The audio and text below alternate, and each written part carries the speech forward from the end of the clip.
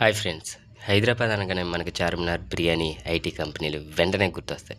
కానీ అసలు ఈ హైదరాబాద్ నగరానికి ప్రాణం పోసిన ఒక నది గురించి మాత్రం మనం పెద్దగా మాట్లాడుకోం. అదే మూసీ నది.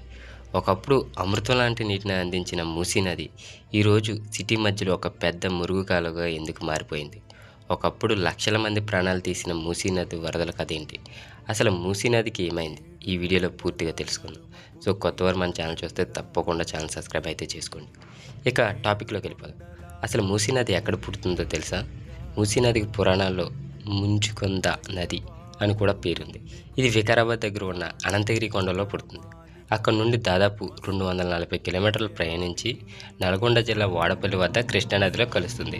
1591లో మహమ్మద్ కులీ కుతుబ్ షా హైదరాబాద్ నగరాన్ని నిర్మించింది ఈ మూసీ నది ఒడ్డునే. అప్పట్లో ఈ నది నీటినే ప్రజలు తాగడానికి, వ్యవసాయానికి వాడేవారు. పాత నగరాన్ని అంటే ఓల్డ్ సిటీ, కొత్త నగరాన్ని న్యూ సిటీ ఇవి విడదీసింది కూడా ఈ నదే. సో మూసీ నది చరిత్రలో 1908 సెప్టెంబర్ 28 ఒక చీకటి రోజు. ఆ రోజు కురిసిన భారీ వర్షాలకు మూసీ నదికి భయంకరమైన వరదలు వచ్చాయి.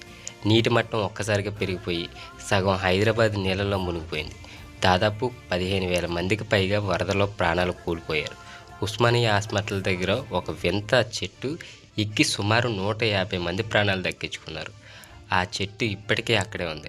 ఆ వరదల తర్వాత అప్పటికి 6వ నిజాం నవాబు అంటే మహమ్మద్ అలీ ఖాన్ ప్రముఖ ఇంజనీర్ సర్ మోక్షగుండం విశ్వేశ్వరయ్య గారిని పిలిపించి భవిష్యత్తులో ఇలాంటి ప్రమాదం జరగకుండా ఉస్మానియా సాగర్ అంటే ఈ ఉస్మాన్ సాగర్ గండిపేట దగ్గర ఉంది, హిమాయత్ సాగర్ అనే 2 భారీ డ్యాములు నిర్మించారు.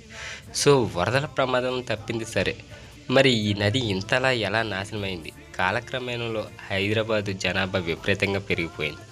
పారిశ్రామికరణ వల్ల ఫ్యాక్టరీల వ్యర్థాలు, నగరంలోని డ్రైనేజీ నీరు మొత్తం ఎలాంటి ట్రీట్మెంట్ లేకుండా నేరుగా మూసీ నదిలోకి వదలడం మొదలుపెట్టారు.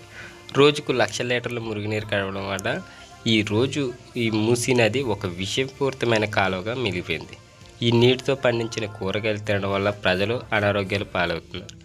సో అయితే ఈ పరిస్థితి మార్చడానికి తెలంగాణ ప్రభుత్వం ఈ మూసీ రివర్ ఫ్రంట్ డెవలప్మెంట్ అంటే ఈ భారీ ప్రాజెక్టును చేపట్టింది. సుమారు 55 కిలోమీటర్ల మేర మూసీ నదిని ప్రక్షాళన చేసి లండన్లోని థీమ్స్ నదిలాగా, గుజరాత్లోని సబర్మతి లాగా మూసీ నదిని కూడా అందంగా మార్చాలని ప్లాన్ చేస్తున్నారు. నది చుట్టూ పార్కులు, వాకింగ్ ట్రాక్లు, కమర్షియల్ కాంప్లెక్స్లు రాబోతున్నాయి. సో ప్రభుత్వం చేపడుతున్న ఈ ప్రాజెక్ట్ త్వరగా పూర్తయి మన హైదరాబాద్ గుండెకాయ అయిన మూసీ నదికి మళ్ళీ తన పాత వైభవం రావాలని అయితే మనం అందరం ఆశిద్దాం. సో ఈ మూసీ రివర్ ఫ్రంట్ ప్రాజెక్ట్పై మీ అభిప్రాయం ఏంటో కింద కామెంట్స్ రూపంలో తెలియజేయండి.